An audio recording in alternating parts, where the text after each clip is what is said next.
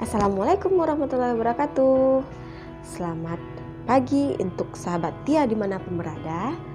Salam kita pasti bisa karena terbiasa. Oke sahabat semuanya, jangan lupa subscribe, like, dan komen ya, karena gratis. Nah teman-teman semuanya, kali ini Tia berkesempatan untuk berbagi tentang cara PDKT untuk anak PAUD, TK, atau RA bagi guru pemula. Check it out!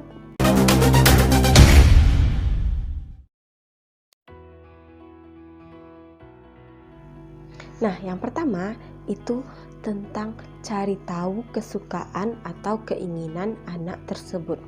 Nah, untuk PDKT dengan anak TK atau anak RA atau anak PAUD, kita bisa cari tahu terlebih dahulu keinginan atau kesukaan anak itu. Contohnya keinginannya apa ketika bermain, atau kesukaannya apa ketika bermain, apa Lego kah, atau Play-Doh kah, atau lain-lainnya.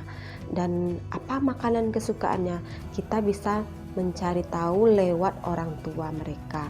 Nah, ini juga efektif untuk pendekatan antara guru dan orang tua, sehingga apapun yang terjadi di dalam kelas, kita akan mengetahui dan bisa berkonsultasi dengan orang tua secara lebih efektif dan efisien, sehingga tidak adanya miskomunikasi antara guru dan orang tua, dan pendekatan kita lebih intens kepada anak-anak kita.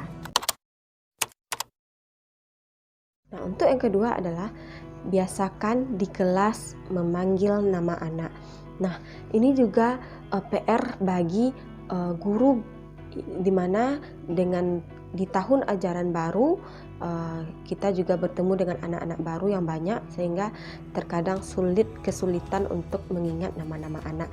Nah, ini juga bisa kita tanyakan kepada orang tua siapa nama panggilannya di rumah, sehingga ketika kita panggil juga nama anak di rumah dengan di sekolah, maka anak itu akan terasa dekat dengan gurunya di sekolah.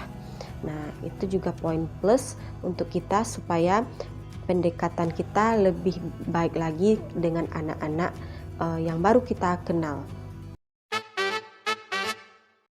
Yang ketiga adalah di dalam kelas biasakan bercerita atau bercanda dengan anak-anak.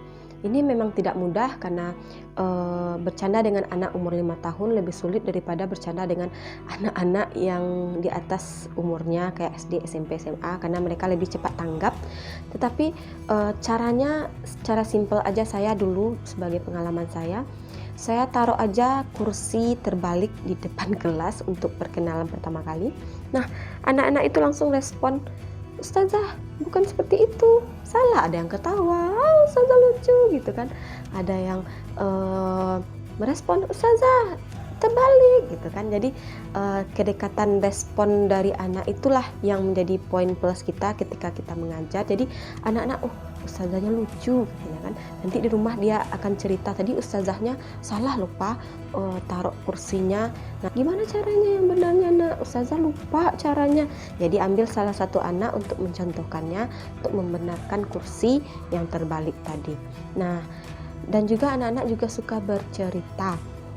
Ketika apa yang terjadi di rumah, mereka pasti akan suka menceritakan kembali di dalam kelas. Nah, kita perlu mendengarkan dengan sesama dan memberi respon sehingga anak itu akan merasa, wah enak ya punya ustazahnya bisa cerita gitu.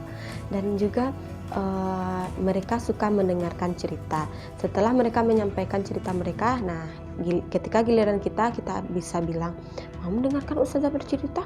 Ustazah ada buku loh untuk bercerita."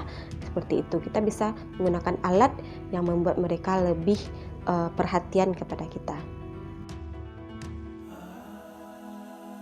Yang keempat adalah memberi teladan, bukan nasihat. Nah, untuk anak umur 5 tahun, nasihat tidak akan ngaruh sama sekali, tetapi mereka akan lebih cepat tanggap dari apa yang mereka lihat daripada apa yang mereka dengar.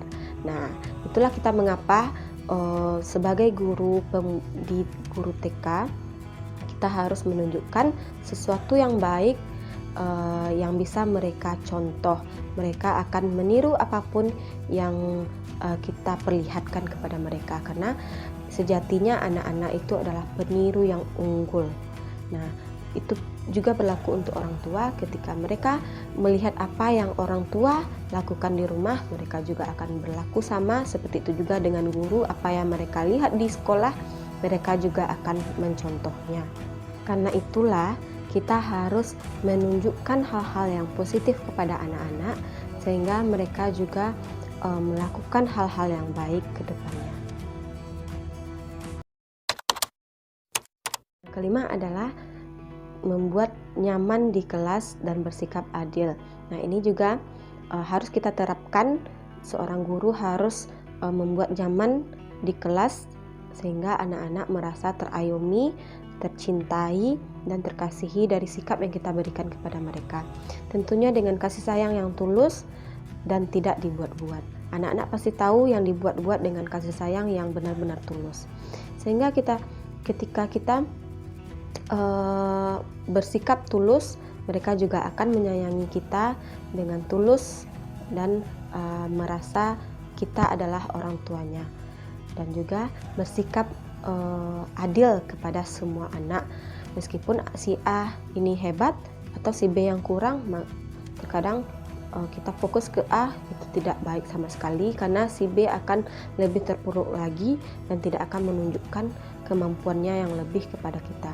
Ketika kita semua adil, maka mereka akan berpikir saya akan bisa.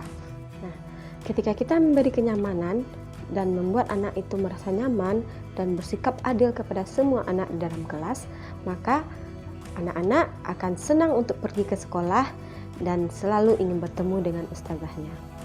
Oke, baiklah teman-teman, itulah beberapa cara PDKT di dalam kelas dengan anak PAUD TK RA. Semoga sahabat semuanya bisa mengaplikasikannya di dalam kelas. Jangan lupa selalu support saya dan nantikan video selanjutnya. Saya tutup dengan mengutip kata dari Buya Hamka, yaitu iman tanpa ilmu bagaikan lentera di tangan bayi, namun ilmu tanpa iman bagaikan lentera di tangan pencuri. Oke, assalamualaikum warahmatullahi wabarakatuh.